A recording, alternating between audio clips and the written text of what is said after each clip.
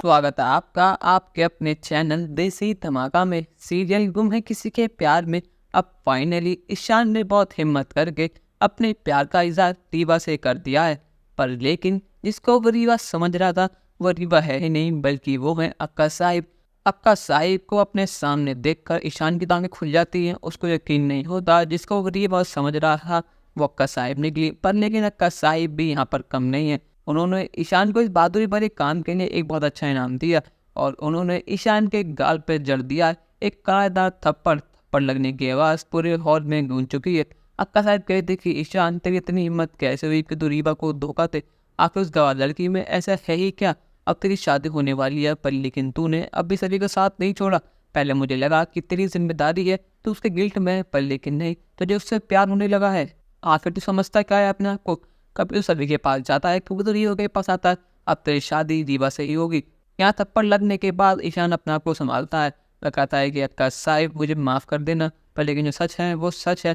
अगर मैंने शादी ज़बरदस्ती कर भी ली तो रीवा और मैं कभी खुश नहीं रह पाएंगे। मैं मानता हूँ मेरी गलती है, पर देर से ही सही मुझे एहसास हो चुका है, मुझे सभी से प्यार है।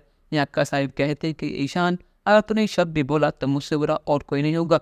अगर तूने रीवा को ये बात बताई या ये बात किसी और को पता लगी तो तू मेरा मरा हुआ मुँह देखेगा, मैं अपनी जान नहीं लूँगी। अगर अब तूने हमारी वजह देख रहा है या फिर तूने रीवा से शादी तोड़ी तो मुझसे बुरा और कोई नहीं होगा। तेरे राव साहिब और मैं जीते जी मर जाएंगे, तुझे हम कभी शक्ल नहीं दिखाएंगे। पर लेकिन ईशान, आज तुझे दिखाई दिया कि मेरी परवरिश में खोट थी। तुझे मैं अपना बेटा मानती हूँ, मैंने तुझे पाला पोसा बड़ा करा, पर लेकिन तूने बड़े होकर मेरी पीठ में छुरी घोंप दी। अब तुझे फैसला करना है ईशान। अगर तू सभी के पास गया तो तेरी अक्का साहिब मर जाएंगी। तुझे अभी कभी फैसला करना होगा सभी और परिवार के बीच। अगर तूने सभी को चुना तेरा परिवार मर जाएगा। यहाँ पर ईशान कहता है कि अक्का साहिब अब किसी बात कर रही हैं? आपको पता है ना कि मैं आपसे कितना प्यार करता हूँ। आपसे बढ़कर इस दुनिया में मेरे लिए कोई और है ही नहीं। आप जो कहेंगे मैं वैसा ही करूँगा। पर लेकिन अक्का साहिब मेरी बात सुनिए, मैं सभी के बिना नहीं रह पाऊंगा। अगर आप चाहती है मैं शादी कर लूँ रीवा से, मैं कर लूँगा, पर लेकिन आप मेरी बात समझिए। यहाँ पर चाटे की आवाज़ सुन के रीवा और उसकी मॉम भी आ जाती है। यहाँ रीवा कहती कि ईशान तुम ठीक तो हो ना? और अक्का साहिब, आप दोनों के बीच कुछ हुआ है क्या? आप दोनों इतने गुस्से में क्यों हो? और ईशान, तुम्हारी आंखों में आंसू क्यों हैं?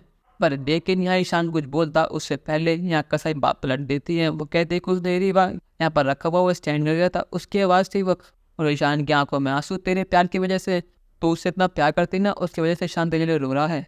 तो बाबा ईशान को इसलिए समझा रही थी, उसको बता रही थी कि तू कितनी अच्छी है। यहाँ पर रीवा अक्का साहिब की हर कही हुई बात पर यकीन कर लेती है, पर स्वाति को यहाँ पर शक होता है। वो कहती है सुरेखा जी, क्या असल में यही बात है, कुछ और बात तो नहीं है? क्योंकि ईशान के चेहरे से ये साफ पता लग रहा है कि वो रीवा के प्यार में नहीं बल्कि किसी के मारने से रोया है। यहाँ पर ईशान को अपना मन मार कर अपने अक्का साहिब को सब देना पड़ता है। उस अक्का साहिब की हाँ में हाँ मिलानी पड़ती है। अब यहाँ पर ईशान ने बहुत हिम्मत करके अपने प्यार का इजहार तो करा, पर लेकिन सब चीज़ें खराब हो गई।